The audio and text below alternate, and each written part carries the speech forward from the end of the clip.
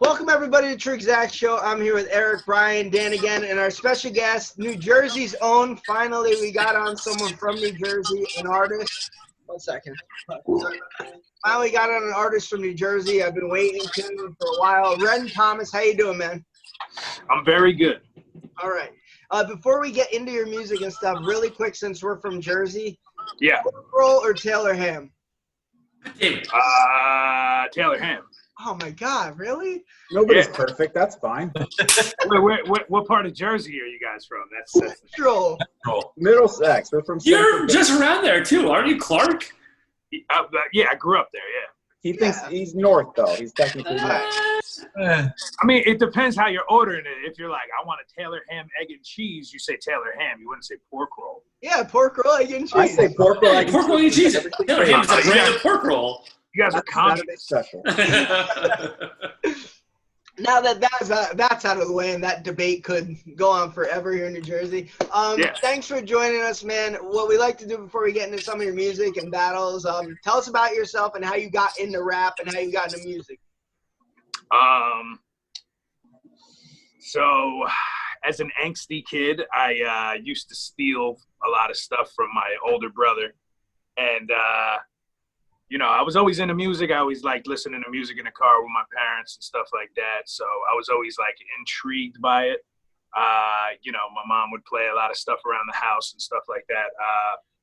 They were into weird stuff. My dad has like the worst taste in music ever. He's fucking listens to like Elvis and shit. But my mom was into like doo-wop and the Beach Boys and stuff like that. And so as I got a little bit older, I got like this little like cassette tape player.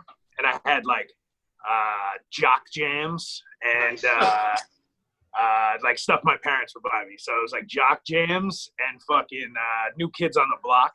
Nice. And my brother had a collection of like other tapes. So I wanted to see what they were. So I would steal them. And I ended up like stealing from them like Only Built for Cuban Links by Raekwon. Yep. The first Wu-Tang album, 456 by Cool G Rap. Trying to think of the Milk Crate by Milkbone,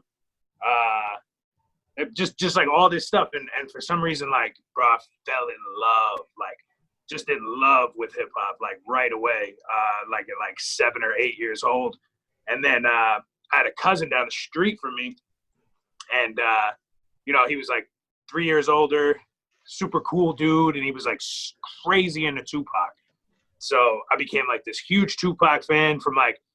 Bro, we would listen to the same records over and over. I remember his older sister being like, why do you guys only listen to the same CD over and over again? And we were like, yo, we just love this shit. And then he actually started rapping, and I was going to be a DJ for his group. So I had like, you know, I couldn't afford Techniques, but I got like these real shit fucking fake turntables. And I was going to try to be like their DJ. He was in a group with these two other dudes. And they probably did that for like maybe a month.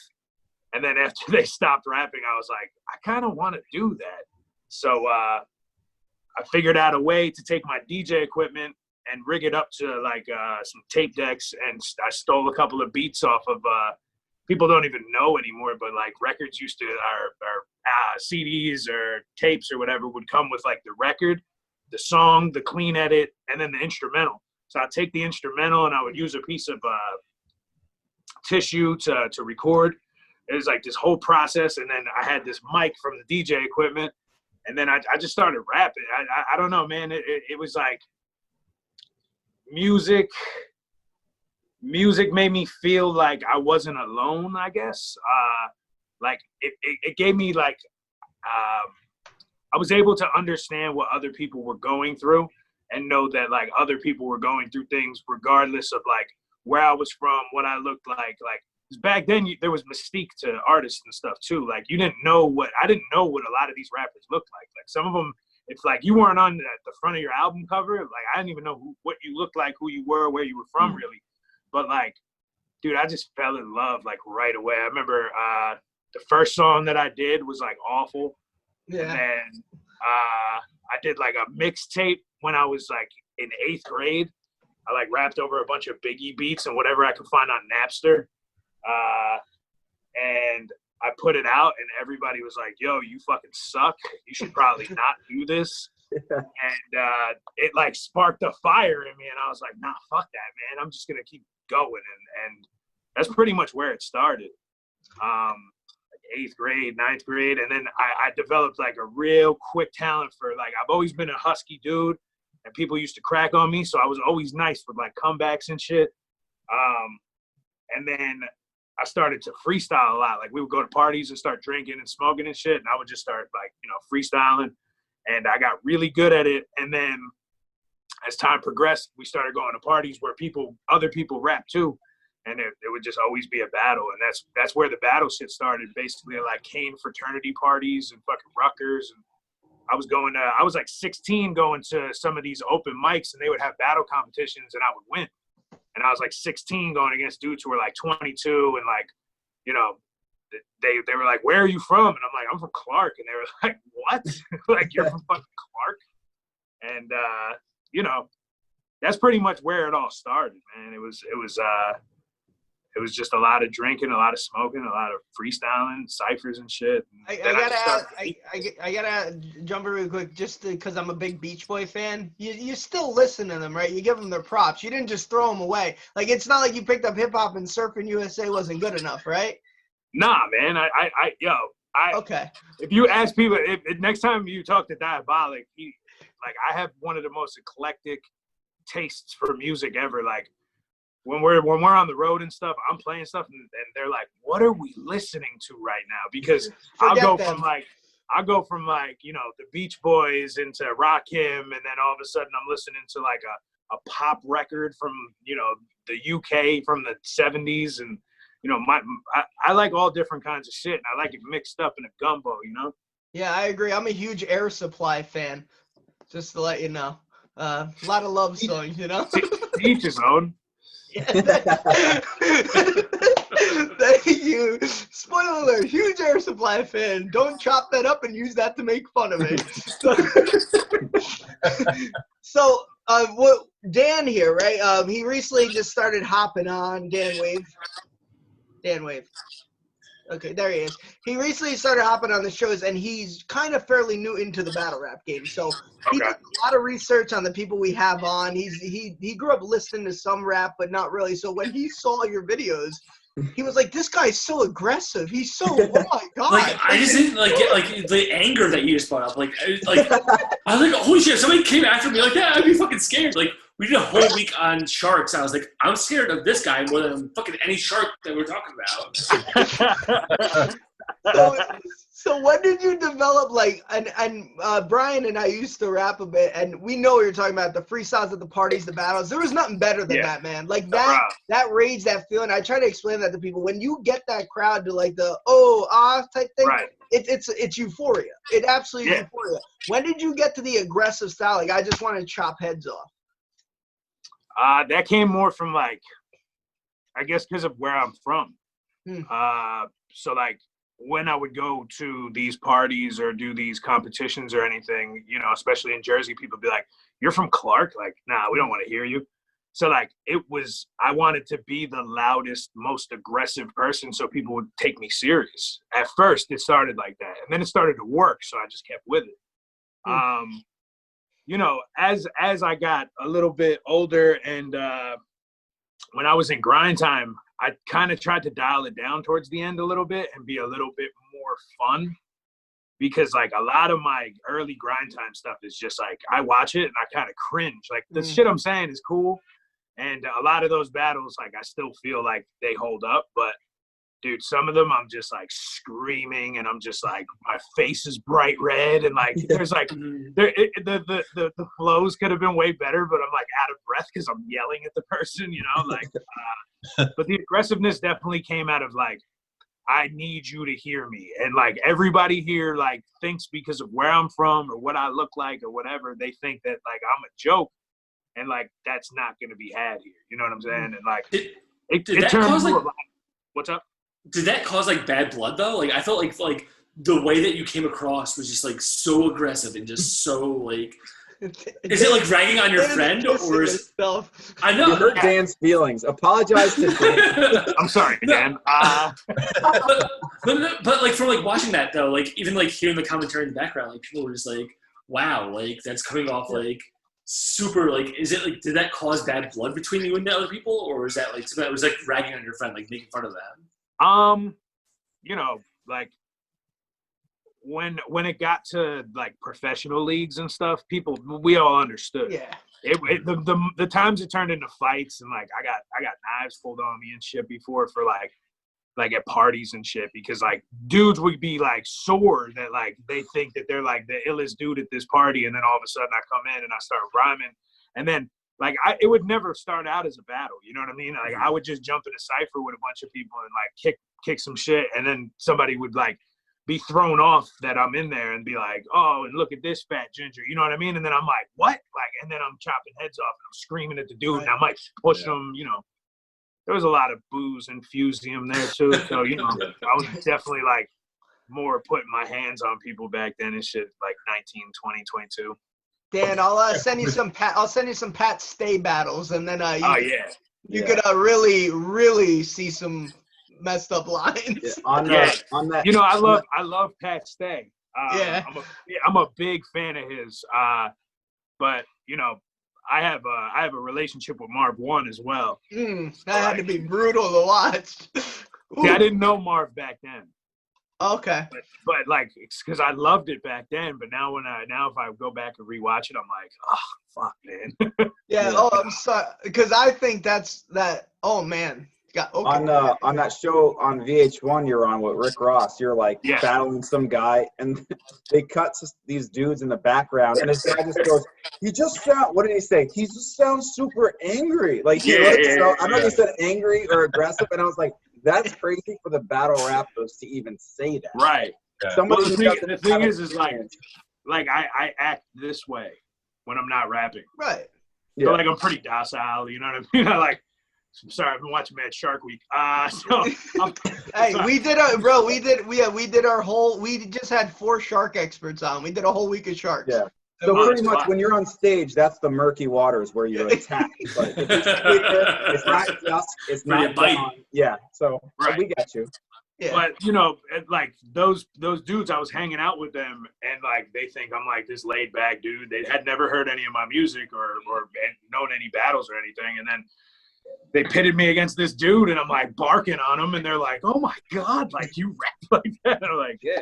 This guy's like, why? Why did That's awesome. I will say, one of the dudes who ups you on a high level we had on, Mickey Fax, I remember him saying like you were one of his favorites. So like a lot of people really like who he interviewed throw your name out there, man. So, man. That'd be really cool. But what you said too, I'm assuming you're around the same age as us, like 30, 33, around there. Yeah, I'm 32. Okay, so like what people don't realize, as Brian could attest to this, when we were coming up, it was a different time for white rappers. I hate to use that term. I know if Diabolic sees this, he's gonna be like, you fucking cheese dick, he'll probably call it. I mean, I'm Irish and I rap, so you know. Yeah, and back then, like, it's so much more accepting now, and I'd hate to play like the victim. I'm not Tom McDonald in this here. But like back then, after 8 Mile, it seemed like everyone did it. That was it. Like, especially me. That's what I walked out of that theater and I was like, I want to do this. So a lot of people did that, and you got compared all the time after that. Eminem, you're Eminem. Right. So it was almost like you had to be double as good back then. Now, a lot of the new white guys who come up, it doesn't even matter. It's great. It's okay, it's accepting. Back then, like you said, you had to tear heads off, man. Right. Like, you had to cipher and prove yourself, and I love that. So that goes into my question. How do you feel about it now? Do you think it's a lost art a little bit? What? Like ciphering and stuff I like that. I thought you meant being a white rapper. No. I didn't know that. Get rid of that. The last white rapper. Breed. Ciphering, like, you know, when early on in like getting in studio sessions, especially, like, because now I'm more focused on music than anything. I've only battled like twice in the last 6 years or some shit. So like we used to go to the studio And the way that we would come up with a concept for a song or whatever is we would play the beat and everybody would just cipher. Yeah. You know, and a lot of guys came off the head. Like, you know, I won EO Dub, which is like probably the top rated, you know, freestyle competition in the world. And I won that in 2013. So like I was always nice off the head. Now, bro, I barely ever rap off the top of the head anymore. Yeah. You know, it's like that's definitely a lost art. You know, like even when people are like, yo, you know, the Funk Flex freestyles or whatever, you know, and people are like, those aren't freestyles. And I'm like, well, you know, nobody's gonna go on Funk Flex or Sway or something like that and actually freestyle. What if you fuck up and that's your big opportunity? Yeah. You know what I mean? So like, I think freestyling is a lost art. You could catch a cipher outside of a show here or there, you know, like, I did an ill cipher outside of a show, just like on some random chance with Conway and Benny the Butcher one night. And like, you know, and that was relatively recent, like over the last 2 years. So like, I think ciphering still exists. But you know, the freestyle aspect of it is pretty much dead. I don't even know. Yeah, I always wondered. Go on, Brian. Sorry. No, I think what you're asking more is like the cipher more is like a proving ground, not so much for freestyling, but more for like all right, if I walk into a place, somebody's like, oh, you know, what do you do? And I'm like, oh, I rap. Yeah. My initial reaction to somebody who raps, I'd be like, all right, do 16. Yeah. And like, I feel like more now, a lot of people who say they rap will be like, oh, well, I don't really do that. You know, you could listen to one of my songs if you want. Right. Whereas in our time coming up, when we're 17, 18 years old, it's like, oh, okay, you rap, all right, speak 16, and then you go and everyone listens and you spit like the best shit. I think that the biggest part of that is more so that when we were coming up and we were doing it, we didn't depend on a beat. You know, like, you know, maybe you catch one dude who's nice at beatboxing, maybe like here and there. But like a lot of times it was just, you know, ciphers with no beat going a cappella. And like when we would rap a cappella, if we were like, peace to the gods, I'm buzzing like sativa cigars, you know, like you're keeping your own rhythm, right? So like nowadays guys don't rap like that. So like their rhythm, I've talked about this with people before. I'm like, how do guys cipher and know they're dope now? Like they're just sitting there and they're like, I pull up in the Lambo, like you would get punched in a cipher back in the day for that. You know what I mean? Like pausing and like these guys, they depend on the flow and the beat. You know what I mean? So it's like, I definitely think it's a lost art. But I think that companies are keeping it above water, like Grind Mode and Team Backpack, whatever it's called now, World MC, I guess. You know, like they are still that you know, a lot of guys came out of those movements. Yeah, me being one of them. You know. Yeah, I know Marlon Craft started there a lot. I want to say X too. From the West Coast, who I've tried to get on. I love Chase Moore turned me on to him. We had Chase Moore on, and I asked Chase, who's a West Coast rapper we haven't heard of maybe up here on the East Coast. He said X. So like I went into his catalog. I really like his music. He's very dope. Yeah, and I think he started Team Backpack. E-Money, Toxic, you know. Yeah. They do awesome work with these up and coming guys. One of the things I like about you the most in your raps is, like, you have the ability to, I don't think you sound like anybody. I mean that as a compliment. No, that is a compliment. Yeah, like I'm listening and like the bars you spit are so like just this hammer home. Like the one I have versus the 6 seconds. Put the 4, 5 to 6 like a CeeLo game. That shit is so fucking hard. I like the Amy in the Congo, the gorilla hands. I told everybody I ever met about that line. I love that. Right. Mother, ugly, gorilla. Okay. And I also love how you make the simple type bars. Yeah. This is a compliment. You make the simple type bars sound like complex and good, thought-provoking. Like the line that I wrote this down, real recognize real, you never get recognized. That's amazing. That to me is amazing. And then the other one is the loudest will be the deadest. Like that's just shit that to me, as a writer, I've never even, it's never comprehend. I realized how much work I'd have to do sometimes listening to people. Like, I always thought I was a really good lyricist. And it's like, how the fuck did I never think of that? Because it's not that complex, but it just hits home. It gets the point across. And that's what I really like about your music. Sorry to hijack it, if anyone else has questions. No. I saw when you were on Sway, I saw that. Yeah.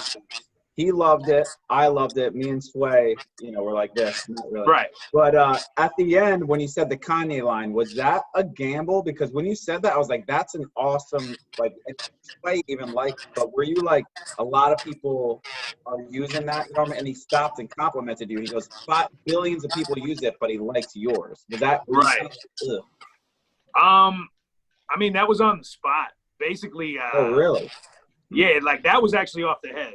That was the only thing I did freestyle up there. But because I don't really pay attention to what's happening, right? Like I purposely try not to like pay attention to pop culture. I don't really do that much social media-ing, I guess, whatever you would call it. I try to stay away from it. I think it's kind of toxic. So like I knew somebody had told me so I found out I was going on Sway a week before I went on, and somebody was like, yo, did you hear the Kanye shit? And like played me Kanye being like, how, Sway? Like you don't have the answers. And I was just like, okay. So it kind of stuck in my mind, and I kind of thought about like using it. And when we got up there, like people were talking about it because it was like directly like right after he said it. Okay. So I was like, all right. And I guess, Sway had other guests that week who rapped and said the same shit. Yeah. Something similar, I guess. Yeah. But, yeah, I don't know. It worked. He liked it. Yeah, he liked Shout it. out He to called Sway. it out. Yeah. He Yeah. gave it up. That was cool. He also broke his headphones when I was done rapping. That's good. Yeah, he pulled them off his head, like broke them. Wow. Yeah. It's a compliment. I don't need anything else. Yeah. How do you go about getting on Sway? Does his people reach out to you, or is it vice versa? Nah, like even doing Team Backpack was like an accident. Not an accident like in hindsight, but like I didn't want to do it. You made Scott feel like shit. You won by accident when I had a free day, so I just went. At least I bought a T-shirt. Nah, like he's like, I just show up, fuck it, whatever. Nah, these two dudes that I was on tour with that like right before Team Backpack told me about it, and like I submitted a video, and then they were like, all right, cool, you're in. And then these guys were supposed to come from Cali to stay with me, and I was going to drive them back and forth. And I just did it like for shits and giggles, like, all right, I'll just do it. And then the day of, they never flew out. They were like, nah, we ain't coming. And I was like, I'm not even going to go. And then the dude whose label I was signed to at the time was like, dude, just go. What the fuck else are you doing today? I was like, yeah, you're right. So I went, just did it. But awesome. With the Sway shit, Lord Seer from Stretch and Bobbito, he also has the Lord Seer show on Shade 45. He put out my first full-length album called I've Been Nice. And while we were working on that is when I did Sway. So if you peep the Sway interview, the part of the when I'm not rapping, he's like, yo, I've known Lord Seer for 30 years, and he's never asked me to listen to a rapper, so you better be dope. That's good. So, yeah. Luckily, so that's how it happened. They just reached out. I got a phone call like, hey, they want you on Sway in the morning tomorrow. And I was like, all right, or whatever, the end of the week or whatever. It would have been great if you played hardball. I have things to do. Tell them to come. Nah. That's Maybe definitely not that's not the one. Yeah. So my main question is what's your favorite line that you've had, whether a battle or one of your songs that you've ever had that you're just holy shit, this is fucking awesome. That's really funny because I was thinking about that yesterday. Good job, Dan. So I used to go by the name Renegade when I was in grind time. So if you research my battles, and there's probably 30 more battles you didn't see. So the whole time I was in grind time, I went by Renegade. And I actually was the first person ever to beat Rosenberg Raw when Smack was saying he was going to be the greatest battle rapper of all time. But when I battled this kid named Dorico in Connecticut, the dude looked like me, right? And he stole my style, and I had to stop battling. He like can't, and I went out there because they were like, "Yo, we'll give you a little bit of money," and this dude like bit your style, and he looks like you. So I went out there and I said a line to him. I said, "I came here to put a blade in my doppelganger's vagina and put a Tim on a chin like I sell work boots in China."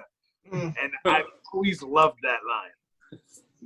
What's your go-to if you, like, when as someone always says, like, who your favorite rappers are, like, we'll be like, oh, Bud, and whoever, and we always say, this bar he spit is amazing, aside from a battle. Like, what's a punchline you said that, like, you wrote down and you were like, I'm sure, Dan, you might mean this too, you wrote down and were like, oh, man, this is going to fucking hit. Yes. You know? Was there any particular one that wasn't battle affiliated, just like in a cipher? Like, okay, you want to know mine that you said, and I texted this out today? Randy the Ram in a candy sedan, red beard, 2 pistols, Yosemite Sam. I love multis. I love multis. Right. So if you fucking hit that, like the candy sedan, Randy the Ram, bam, got me. The crowd liked that too. That was awesome. The crowd was wild. I do like that one a lot. Trying to think. Did you just watch The Wrestler when you did that line? Like, nah. Like, you know, like, I let everything kind of be like serendipitous, right? So like, I'll be like, yo, who do I look like? And I'll be like, who else has a red beard? And I'll be like, Yosemite Sam has a red beard. And I'll be like, okay, short list. Yosemite Sam rhymes with Candy Sedan, which rhymes with Randy the Ram, but I don't remember who that is. And then I'll Google, you know what I mean? And then I'll be like, oh shit, that was all right, cool. So Randy the Ram in a Candy Sedan, red beard and 2 pistols like Yosemite Sam. You know what I mean? Like, that's kind of usually like how things fall for me. I would have loved to see the crossed out lines you had, trying to like clams in my hand, just horrible. You know, man in the stands. Jam. My hands in the stands. All the crossed out lines. It seems like you work like we had a producer. We always got beats from Evo. It seems like you work with Neff a lot. Yes. Your producer. How'd you guys link up? Through Static Selector, actually. So he is under Static. He's part of Show Off. And so I was working on a bunch of stuff with Static, and I would go to the studio with them, and I was still getting fucked up at that time. And there would always be this kid around, right? And I just thought he was like Static's intern or some shit. And it ended up that he was like his protege. He was like, what's that called when you're under someone and they're teaching you? Intern? Mentor. Yeah, mentor. Mentor is a better word than intern. Intern means like kind of something different, I feel. But so anyway, like Static was mentoring him, showing him like, you know, production and stuff like that, and just introducing him to a lot of people. So the one day we were hanging out at Fat Buddha with Fame from MOP and forget who else was there. It was like a bunch of legendary dudes. And the dude Neff was like, yo, can I send you some beats? And I was like, oh, you make beats? And he was like, yeah, what do you think I'm doing here? I was like, oh, all right. And he sent me a beat, and the first beat he sent me ended up going on our project. Nice. And then, you know, that's how we linked up. And me and him, he's phenomenal. He's my DJ now. And you know, we put out a EP called Lost and Found. And then we're gonna start working on the second project, was gonna be a full length. Right. They the way that you rap, was there any influences you had? I know you say you listen to Tupac and stuff, but was there any like 1 or 2 rappers that for me it was Fab, Benefit was a big one for me. I love that. Yo, Benefit is probably the most slept on rapper of all time. What happened to him, bro? I've been reaching and not to say he should respond to me. That's how I got half my name. So TruExact, he put out a song called Exact, and I took that growing up. Like, I think Benefit is like a revolutionary as far as underground rap. I agree with you 100%, man. What the fuck did he say? He said, a first verse and the first and the curse verse. So sick. First verse and first privacy, first person. And then in Proceed with Caution, he said, behold benefit, something like the soul of Confederates or some shit. Mm-hmm. Yeah. So he's fired. Bones crunched like Nestle, like, and this was like, he was just recording this on $13 mics. Like, right. This, like, man. That's how I did my first mixtape. Oh, yeah? On what, Blaze Audio? That same little shit mic. Yeah, they were really bad. I redid Juicy. On Blaze, was it Blaze Audio, the software, or what was it? I don't even remember. No, I was recording on tapes. Oh shit, bro! What I used to do was download a beat and rap a cappella and copy and paste it, and it was just off beat. It didn't make any sense. Well, no, the worst one we used to do with where we would play the beat with the speaker and then let it play and rap over it, so it would be like echoing the entire time. Yeah. Hey, you gotta start somewhere, right? Oh no! My bad. I'm trying to plug my phone in so it doesn't die. Yeah. So the guys that I got my style from, I guess I'd probably say like Cool G Rap, Big Pun. I used to listen to a lot of Jedi Mind. Okay. But I was more probably influenced by Outer Space. Okay. Who was like their group that was under Jedi Mind. So you were into like all the Apathy, all those Army of the Pharaohs, Demigods, all those dudes. Yeah. Those were like. It's weird because I'm friends with all those guys now. Yeah, that has to be surreal, man. Yeah, like, those were like, what people don't realize who didn't listen to like the underground stuff, those were like coveted CDs at parties. Right. Everyone listened to like M. Everyone listened to D Block or whatever. But wow, he's got the Jedi Mind. He's got the Vinnie Paz. He's got the Apathy. And you were like, holy shit, how did Necro even? But like people like that. So those were like gold growing up in high school. Right. Yeah, I got a record. I forget which one it is, but I'm like, did posters on your wall become pictures did posters on your wall become people you could call when cats want a hot 16? Are you involved? Yeah, so it's definitely surreal, like, bro, like even Bollock, you know, I grew up a fan of him. And then it was weird because like once my name started buzzing, I would meet these guys and I'd be like, yo, what's up, man? Huge fan. They'd be like, nah, I'm a fan of you. I'd be like, what? Like, that doesn't even make any fucking sense. Yeah, hopefully if we meet in person, you could say that to me as far as like a host, and we could be friends. So we're already friends. Oh my God, thanks. Got just fishing for friends right now. Yeah. What's your approach when it comes to like marketing the music that you make? Very poorly. All right. You heard it here first. Bro, I literally I just put shit out. I don't know. I'm always like, oh, I'm gonna make this perfect project and then I'm gonna take all my money and put it behind it. And then I put a project together. And I'm like, the next one is gonna be perfect, but this one I'm just gonna fucking put it out and just post about it. Right. And, so like that was like one of the things that like I got from like yours. Is like I went to I think it was Bourdain EP because I was like, I like Anthony Bourdain, and one of your first fucking songs was "This album sucks." I was like, yeah, this fucking self-deprecating, like, fucking yeah, but you know, like, so I did 7 EPs in like 7 weeks or whatever. Wow. So I built a studio and I was just like locked in. I like just made music like every day for like almost a year, and I had all this stuff piled up, and I was like, none of this really fits anything. So where do you find that though? Like, where do you find like all like? I feel like bands like because I'm not really the rap guy. I like more like rock bands and stuff like that. They come up with the albums every 3-4 years, but for you to pull that off, where do you find that like energy or just that? I don't know. I couldn't really put that into words. as soon as a beat comes on and I hear it, I could write a whole song in like 20 minutes and then record it. So like I'm very, very fast at writing. Me and Mickey Fax, when we did the song Tale of Two Renegades, because his name used to be Renegade and so did mine. So when we did that record, we raced each other in the studio to see who could write their verse faster. And he beat me by like 30 seconds. It was like 11 minutes. Jeez.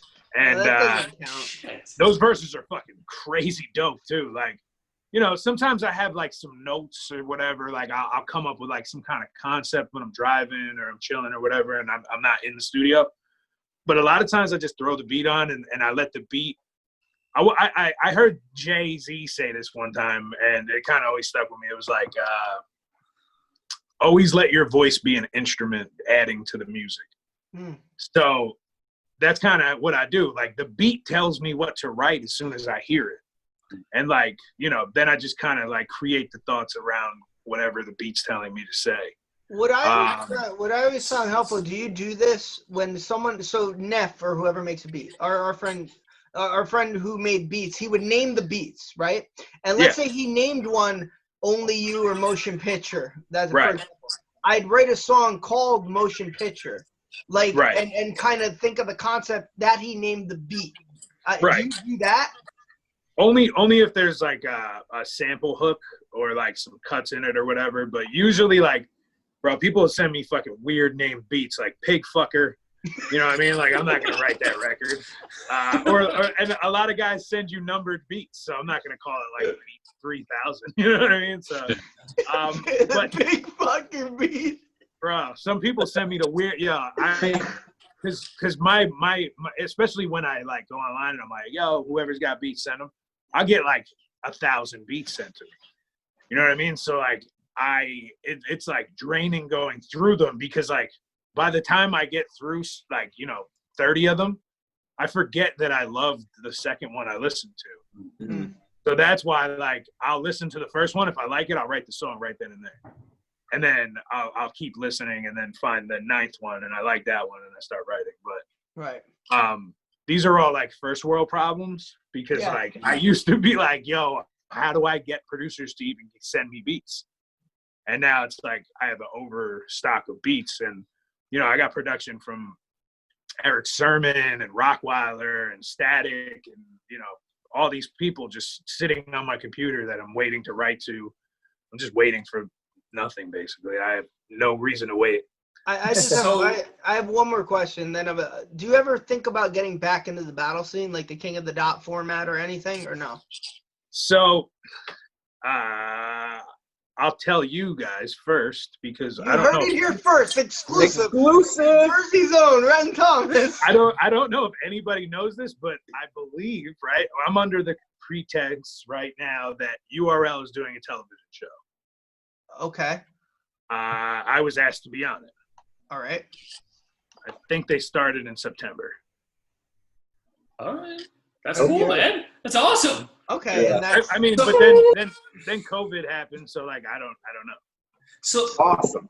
So like one of my questions is like, once again, I'm not a rap guy whatsoever. Is like taking bits and pieces from like other like songs, like still like big like how you say like sampling. Beach Boys. Sampling. Yes. Sampling. It's like you don't really see that anymore, but like is there like something that like you would still really want to like sample into one of your songs? These are all records that I'm It'd be great if you just broke them. But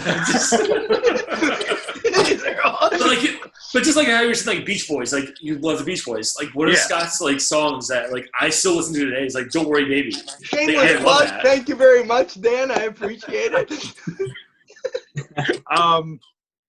Yeah, I mean, like I got into producing like 2 years ago, so like I only sample. Like I can't play instruments and shit, so like I only sample.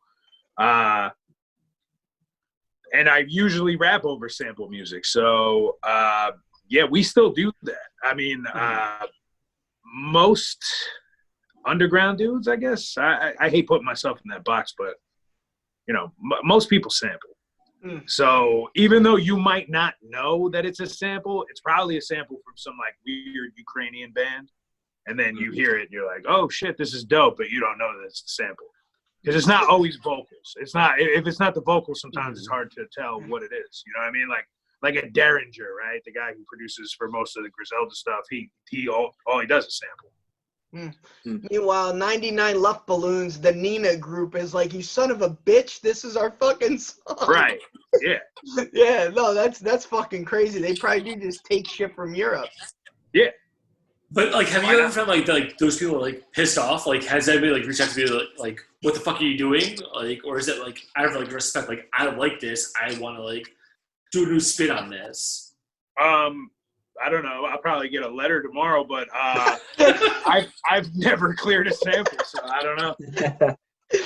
Hey, all right, Ren, we like any other questions before we get to our I've got one more question. Being a native to Jersey, we're obviously between Philly and New York. How do you kind of break through? What do you think is tougher to break through? Going through the New York route and kind of be known there, or through Philly? Or I mean, now I guess everything's viral, doesn't matter. But you know what I mean? Like, is that? Yeah. So I started to get a buzz in New York after I won the EO Dub, because that's out of Manhattan. So like that scene is very different. And then I got signed to a label in Philly, and then that's really where I broke in. Okay. So I mean, they're kind of parallel, but they're. I feel like Philly's a little bit of a rougher crowd. Like. They'll boo you off stage if they don't like it. If you think about it, there's almost no Philly artists who get along. They all beef with each other. Like whether it's Cassidy, Gilly the Kid, they all like beef with each other. There's never like a damn like collab, you know? So a good question. Thanks. Yeah, because New York seems very like oversaturated, right? And then Philly, it's like, you know, there's a couple of people I just didn't know. I don't know. My take is that a lot of the dudes from that are coming out of New York aren't from there. You know, they're like transplanted dudes or whatever. There's more of that in like LA and shit, but New York doesn't sound like New York anymore, and Philly kind of still sounds like Philly. Yeah, Philly's grimy. It's got that I like it. I like that sound. Like the New York sound is now the upstate New York sound. You know what I mean? Like you got guys like Ito, and you got West Side Gun and Conway and Benny and all those guys. They're killing shit, but that's like Buffalo, all upstate. Right? They're Buffalo and Rochester and all these like up north. You know, like places. Yeah, well, you know, like when you think about like, I always think of like Shook Ones when I think of New York, you know, and that beat sounds like it's cold outside. It sounds like somebody's about to get robbed with a goose on, you know what I mean? Like that's what that always sounds like to me. Yeah, I always felt Saigon was real New York too. Like Saigon had that New York sound too. Which I met Saigon, and me and him traded verses for like 2 hours drunk outside of BB King's. Yeah, nice. Yeah, and he gave me his number, and I called him the next day, and he didn't answer. God damn it, Sai. Don't do that. Take a hint from your song. Don't do that. That's a little Saigon throwback from 06 right there. The getting back into battle rap though, so like obviously I'm gonna do that TV show if it's a thing, but like trying to get into like King of the Dot or any of that stuff. So like I was like a mid-tier dude in Grind Time. Like I was working my way up, and when Grind Time collapsed, I was gonna go do King of the Dot, but they wanted me to try out and stuff, and I had already done like 20 battles in Grind Time, and I was like, dude, just like let me get on the card, even just put me in the first slot. And you know, I couldn't get that. And then Norbs tried to manage me at one point for music. So like my battle, but like I was really good friends with Pumpkinhead, and I'm still very, very good friends with Poison Pen.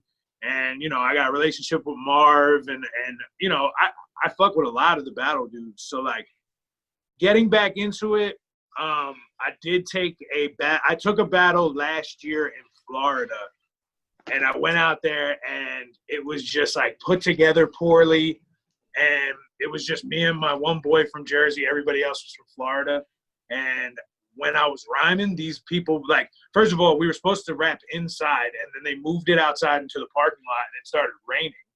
Yeah. And then, like, I'm rapping out there. Nobody's giving any energy. Like, it was fucking awful.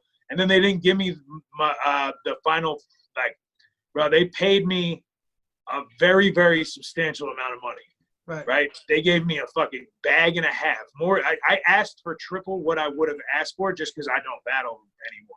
Right. So I was like, they were like, yo, we wanted you to battle. And I was like, cool, this is the number. And they were like, cool, where do we send the first half? They sent me the first half. When I got there, they paid me my second half, and they owed me $400 for my flight, and they never paid me for it. Damn. That's so I never posted the battle. I never gave them permission to put it up. Good. Good for you.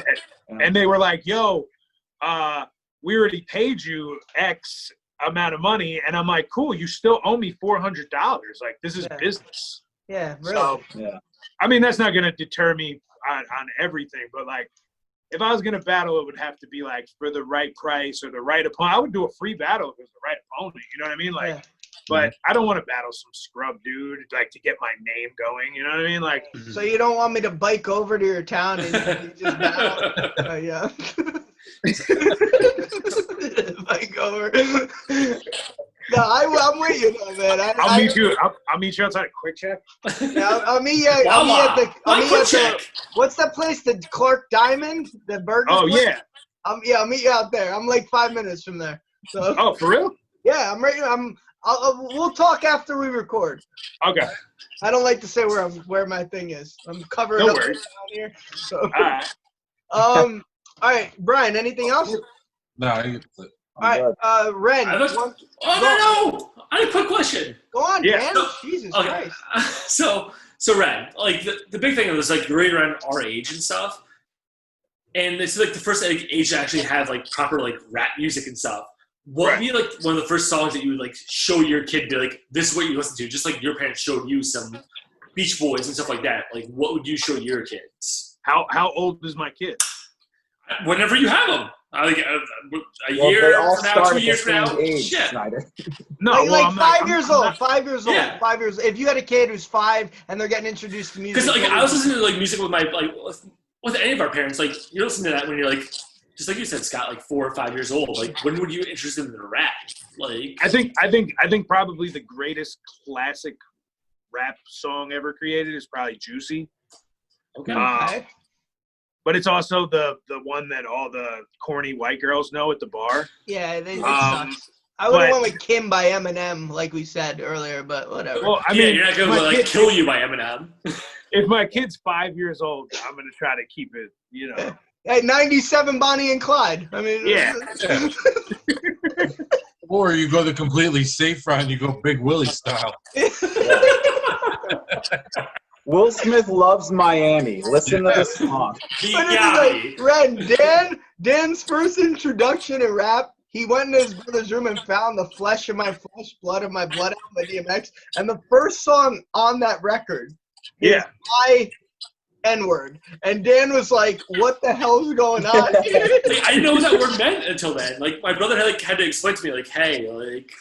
Don't repeat anything. But Slippin' is like one of my favorite songs to today. Like, Slippin' is like... Yeah, Slippin'. Yeah. I can listen to that all the time. You want to hear something funny? Flesh of My Flesh, Blood of My Blood is the only album that my father ever threw away. Really? Because the album cover is just like... No, not because of that. He walked in my room and DMX was saying, I got blood on my hands and there's no remorse. I got blood on my dick because I fucked a corpse. And my dad was like, nope. Ironically enough, that's the only album my father bought for me. It was like, listen to this shit. Go be a dungeon necrophiliac. That's crazy. All right, Ren, what we like to do at the end, it's a gun to your head segment. We ask like fun questions. It's kind of a this or that, but we try to do wordplay a little bit. So okay. I'm not going to go first this time. Dan, since you seem to have I'm horrible, so I'll go first with this. Yeah, I'm going to go with Dan on this. Dial it back. You got to explain to him. What we're going to do is we're going to ask you 3 questions each. Right. Okay. It's rapid fire. You just pick an answer. Then at the end, what you're going to do is pick what your favorite question was. All right, cool. All right. We keep it running, standing. It's like a whole thing. Diabolic picked me as the winner, but whatever. Go on, Dan. No, bullshit. He flipped the fucking bottle cap, asshole. Go on, Dan. All right, so get robbed at a North gas station by DMX or fall off your BMX. Get robbed by DMX. Nice. All right. So would you rather chew Redman tobacco for a month or be chewed up and spit out by Redman in a rap battle for a month? Chew Redman. All right. Redman's pretty big. And then would you rather eat Taylor ham or have a ham named Taylor? Eat Taylor ham. Duh, I'm from Jersey. Yeah. Right. Pork roll. We've established this. Pork roll. Potato. Brian, you're up. All right. Would you rather never buy anything made in China again or be a maid in China for a year? I'd rather never buy anything made in China. I picture you in that maid outfit for some Just a shortcut, like. Oh, man. That's great. You developed an Asian accent. Would you rather be a feminine man or a masculine woman? I guess a feminine man. Would you rather be labeled a nut job or have a job labeling nuts? Labeled a nut job. Damn, I can't follow that. All right, I'll follow this. All right, you 3 ready? fucking bangers. Yeah. We'll see. Gotta win it, All right, bro. Ren, would you rather play musical chairs or throw chairs at a musical? Throw chairs at a musical. Okay. All right. Would you rather watch for 1 year Walker, Texas Ranger, or walk one time to Texas dressed as a New York Ranger? I like Walker, Texas Ranger. Chuck Norris is the shit. Okay. He's a Last ginger. one. Would you rather have to start a conga line at every wedding you're at or skip every wedding you're invited to with the excuse I have to watch Congo? So long. Start the conga line, bro. I'm a good time. All right. God damn it. You know, I thought it'd be better. Well, Sorry about that. Eric, you're up. Those are tough. Okay. Mine aren't that good. But would you rather go to college for 4 years or build collages for 4 years? Build collages. Would you rather wear a jersey every day for the rest of your life or never return to Jersey again? I'd rather wear a jersey. There you go. Jersey pride. Would you rather never receive nudie pics again or never eat any kind of noodles again? Think on that. Go ahead. I'm engaged, so I guess I'm gonna eat noodles. Well, I mean, I'm going to volunteer out this week. Go ahead. All right, Ren, you got to pick a winner. I think the popular vote might be Brian, but it's your choice. Who said the maids? Brian, yeah. Yeah. Brian, I got to give you credit for that one. That was 3 for 3. Like, and you deserve it because you haven't won in like a long time. So Yeah. it is what that it was is. a big bot. He bodied the whole. Yeah, that was a body Yeah. bag. That's a Yeah. 3-0. That's a complete nonsense. Fucking massacre. That's a 30. Yeah. Ren, promote your stuff. Your Instagram. Any albums you got coming out? I have an album coming out this year, before the end of the year, called The Renaissance, fully produced by a New Jersey producer named Nemesis. We're still finalizing some stuff on it, but that's coming out. I also have a Lost and Found 2 is coming out later on after that, and then a project that is untitled so far. But so I have a lot of stuff coming out. I'm going to be dropping some new music very, very soon. My Instagram is Ren Thomas Music at gmail. Jesus, that's my email. Fuck. He just gives his phone number out. My phone number.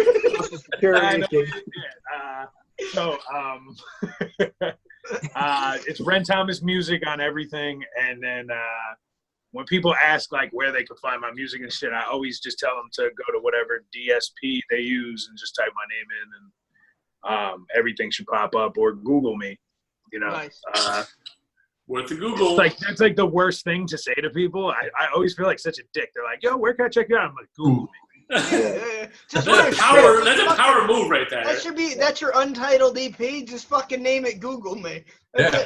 Well, yeah, I'll meet somebody and they'll be like, so what do you do for a living? You know, I'll be hanging out with like my girl and one of her friends and like the guys there, and he's like, so what do you do? And I'm like, I'm a rapper. And they're like, oh yeah, that's cool. So what do you actually do for work? And I'm like, no, like, yo, you have a phone, right? Yeah, so just like go on your Safari right there. Yeah, type my name in. Yeah, that's me. See?